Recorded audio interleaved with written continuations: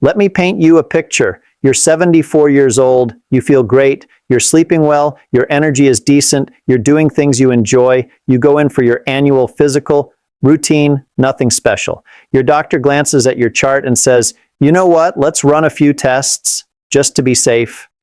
6 weeks later, you're sitting in a surgeon's office. Not because anything was wrong with you, but because those just to be safe tests found something. And that something set off a chain of events that your body at 74 was not equipped to handle. And now the life you were quietly enjoying, it looks very different. That exact story plays out more often than the medical system likes to admit. And the data behind it deserves a serious conversation. My name is Dr. Franklin, and this channel is dedicated to one thing, helping adults over 60 understand what the research actually says about their health in plain language. And what I'm about to share doesn't come from a single textbook. It comes from years of studying the medical literature and paying close attention to what the evidence shows when the system runs on autopilot. Here is the truth that most doctors won't say out loud in a 15-minute appointment. After the age of 70, some of the most common routine medical tests can cause more harm than good. Not because medicine is broken, but because the risk-to-benefit math changes dramatically as we age, and nobody is doing that math in the room with you. Today, I'm walking you through 5 specific medical checkups I would personally reconsider after 70. I'll tell you why the math changes, I'll share what I've seen happen to real patients, and at the end, I'll give you a set of questions that will completely change the dynamic in your next doctor's appointment. Stay with me through all 5. Because number 3 has stopped many people in their tracks when they first hear it. And number 5 is the one that most people have never even heard of until it's too late. Before we get into this, I'd love to hear from you. Where are you watching from today? Drop your city or country in the comments. I read every single one, and it really helps me see who's part of this community. All right, let's get started. Before we get into the 5 checkups, I need to give you one concept, because without it, nothing I'm about to say will fully make sense. I call it the longevity lens. When you're 50, screening medicine works beautifully. You find a problem early, you treat it, and you potentially buy yourself 30 more years of healthy life. The investment is worth it. The math is clean. But here's what changes after 70. 3 things specifically. First, many conditions detected by routine screening in older adults will never actually harm you. They grow slowly, they cause no symptoms. You will likely outlive them. But once they show up on a report, medicine doesn't have a leave it alone and watch button. It has a treatment button. Second, your body's tolerance for intervention drops with age. The surgery that a 55-year-old bounces back from in 2 weeks, that same surgery in a 78-year-old can mean months of recovery, complications, loss of independence, or worse. Third, there is something called the cascade effect. One test finds a small abnormality. That triggers a follow-up scan. The scan recommends a biopsy. The biopsy leads to a procedure. The procedure causes a complication. And suddenly, a person who walked in feeling perfectly healthy is navigating a medical nightmare. All started by a test they didn't need. That's the longevity lens. Keep it in your mind as we go through each one. Before we begin, take a second and tell me your name and where you're tuning in from. I go through the comments and I genuinely want to know who I'm speaking to and supporting here. Checkup number 1, routine colonoscopy. After age 75. Let me tell you about Dorothy. Dorothy was 77 years old, a retired librarian from rural Tennessee. She'd had 2 colonoscopies in her 50s and 60s, both completely clean. No polyps, no family history of colon cancer, no symptoms whatsoever. But her new primary care doctor looked at her chart and said she was due for another one. Dorothy did her research. She had concerns, but she didn't want to seem difficult, so she went. The prep, the liquid you have to drink the night before to clear your bowels, hit her kidneys hard. By the next morning, she was confused, dizzy, and barely able to stand. Her daughter rushed her to the emergency room before she ever made it to the procedure. She was severely dehydrated and her electrolytes were so dangerously low her heart was at risk. Dorothy spent 4 days in the hospital. She never had the colonoscopy. And the irony, she didn't need it. The United States Preventive Services Task Force, the gold standard body that sets screening guidelines in this country, officially recommends against routine colonoscopy screening for average-risk adults over the age of 75. The evidence is clear. After 75, if you have no symptoms, no family history, and clean previous scopes, the risks begin to outweigh the rewards. And those risks are real. Bowel perforation, a literal tear in your colon, occurs in approximately 1 in every 500 colonoscopies. In a younger adult, that's a manageable surgical complication. In a 77-year-old, it can mean emergency surgery, a colostomy bag, extended hospitalization, and a recovery that fundamentally changes your quality of life. Meanwhile, the colon cancers most likely to be found in asymptomatic older adults tend to grow slowly enough that in many cases they would never cause problems in a person's remaining lifetime. What to do instead? Ask your doctor about a non-invasive stool-based test like the Cologuard or annual FIT test. These can flag genuine warning signs without the procedural risks, and if you do have symptoms, blood in your stool, unexplained changes in bowel habits, that changes the equation entirely. See your doctor. Checkups number 2, aggressive PSA prostate testing and annual mammography for low-risk patients. Let me be very precise here, because this topic deserves nuance. I am not saying never check for cancer. Cancer screening has saved millions of lives, and it can absolutely save yours. What I am saying is this: after 75, aggressive cancer screening in average risk, asymptomatic individuals has a serious overdiagnosis problem, and overdiagnosis leads directly to overtreatment.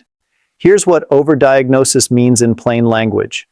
Imaging technology today is so sensitive that it can detect cancers that are, biologically speaking, barely awake. Tiny, slow-growing tumors that, left alone, would never spread, never cause a symptom, and never shorten your life. You would die with them, not from them. But the moment a radiologist writes the word malignancy on a report, the clinical machine turns on.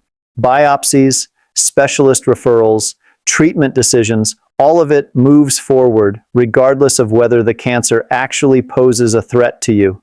Consider a case like Richard's, a 79-year-old retired mechanic from Georgia. Sharp, independent, still fishing on weekends. Routine PSA came back slightly elevated.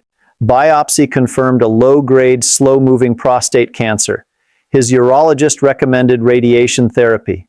Richard trusted the recommendation. He went through treatment. Within a year, he was dealing with chronic fatigue, urinary problems, and a quality of life that had dropped dramatically.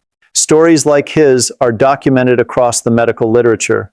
Men who, looking back, wished they'd understood that their cancer was the kind a man his age would almost certainly have lived alongside, not died from.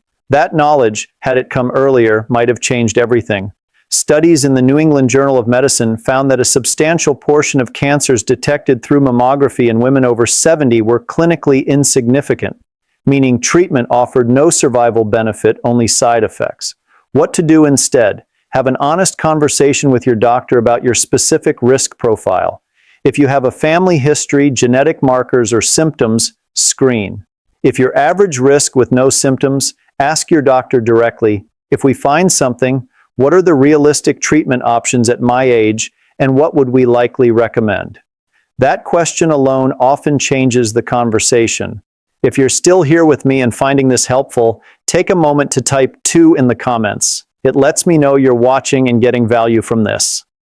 Checkup number 3, routine cardiac stress testing without symptoms. This one surprises people because it sounds so logical. Your doctor says, you're 72, let's just make sure your heart is doing okay. You hop on a treadmill, or they give you a medication that temporarily stresses your heart and monitor the response. Sounds benign, sounds responsible. Here's the problem. Cardiac stress tests in people without symptoms have false positive rates that can reach 40% or higher in certain populations.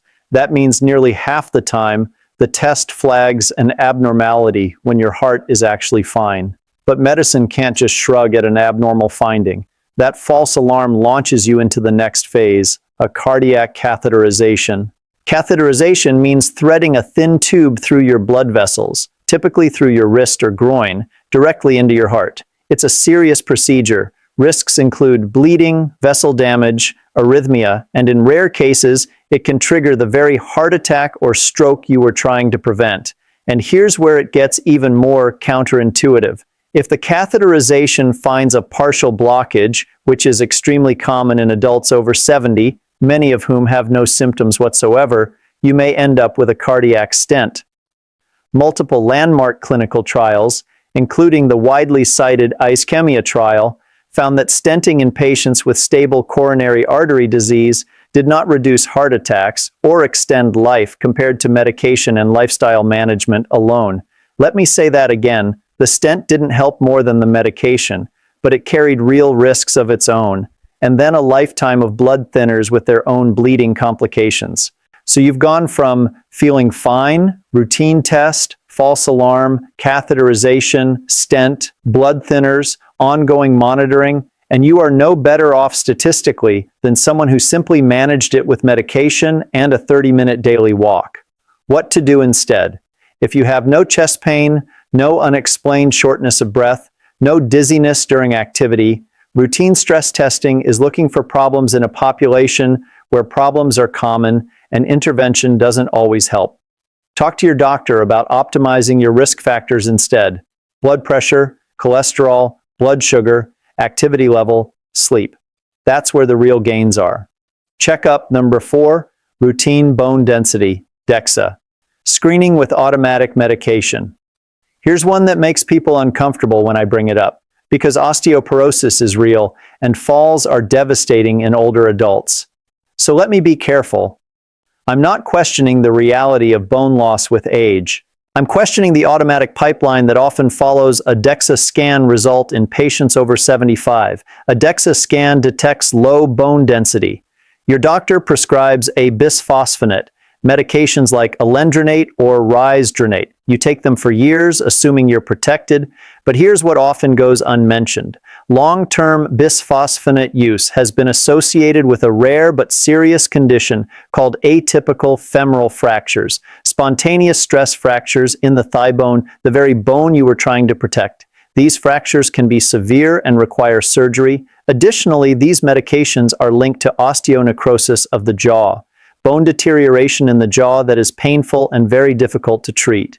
Meanwhile, the most effective intervention for preventing fractures in older adults, bar none, isn't a medication. It's fall prevention. I'm talking about balance training. Studies show Tai Chi specifically reduces fall risk by nearly 50%, removing tripping hazards from the home, installing grab bars, checking for medication side effects that cause dizziness, getting vision checked regularly, and ensuring adequate protein and vitamin D in the diet. These interventions reduce fracture risk more meaningfully than any pill with zero side effects. I'm not saying never take medication for bone health. There are absolutely patients who need it, those who've had fractures, those with very low T-scores, those with specific risk factors. But a routine DEXA leading to automatic long-term medication for an active 74-year-old who has never broken a bone and is otherwise healthy? That's a conversation worth having, not a foregone conclusion. What to ask your doctor? Before we talk about medication, can we review my fall risk factors? And what's the actual fracture risk reduction from this medication compared to a structured fall prevention program? And if you've made it this far and you're getting value from this, type the number 4 in the comments. It's a simple way to let me know you're here and following along. Checkup number 5. Asymptomatic carotid artery ultrasound screening. This is the one almost nobody is talking about. And based on what the research shows, it's one of the most quietly consequential. A carotid artery ultrasound checks the large blood vessels in your neck that carry blood to your brain. The idea is simple. If we find a significant blockage, we can surgically clean it out and reduce your stroke risk. Logical, right? The reality is far more complicated, and for asymptomatic patients, far more dangerous than it sounds. Here's the key fact. The surgical procedure used to treat a carotid blockage, called a carotid endarterectomy, carries a 2 to 3% risk of causing a stroke during or immediately after the procedure. In older adults, especially those with other health conditions, that risk is higher. The United States Preventive Services Task Force explicitly recommends against routine carotid artery screening in adults who have no symptoms, no mini-strokes, no vision loss episodes, no neurological symptoms. Their analysis found that in asymptomatic people, the risk of surgical harm outweighs the benefit. Here's why. Many people over 70 have some degree of narrowing in their carotid arteries. That narrowing has often been there for years, stable, silent, not causing any problems. When you screen for it routinely, you find it, and then a well-meaning surgeon recommends fixing it. But the surgery to fix a blockage that was never causing symptoms can, and sometimes does, dislodge a tiny piece of plaque that travels directly to the brain. I'm not going to walk through a single case study for this one, because the documented outcomes are too significant to reduce to one anecdote. The medical literature shows people walking into a routine screening appointment and leaving on a completely different trajectory than they ever imagined, not because of the blockage that was found, but because of the intervention that followed. What to do instead? If you have no symptoms of stroke or TIA, no sudden vision changes, no facial drooping, no arm weakness, no sudden severe headache, then routine carotid ultrasound is generally not recommended. The far better investment is in controlling the actual modifiable risk factors: high blood pressure, the single biggest stroke driver, blood sugar, smoking cessation, atrial fibrillation management, and staying active. If you do have any neurological symptoms, even brief ones that resolved, get evaluated immediately. That changes everything. Practical framework. The 5-question protocol. I promised you something you can use, so here it is. Every time your doctor recommends a screening test, especially if you're over 70 and feeling well, I want you to have these 5 questions ready. Write them down, put them in your phone, bring them to every appointment. Question 1. What is the false positive rate of this test in people my age? This tells you how likely the test is to trigger unnecessary follow-up procedures, even if nothing is actually wrong. Question 2. If this test finds something, what are the realistic treatment options for someone my age and health status? This forces the conversation toward outcomes, not just findings. Question 3. What is the procedural risk of any treatment we'd likely pursue? This is the question most people never think to ask. Every procedure has a risk. You deserve to know it up front. Question 4. What happens if we monitor this instead of treating it? For many conditions found in older adults, watchful waiting with regular monitoring is a legitimate and often superior option.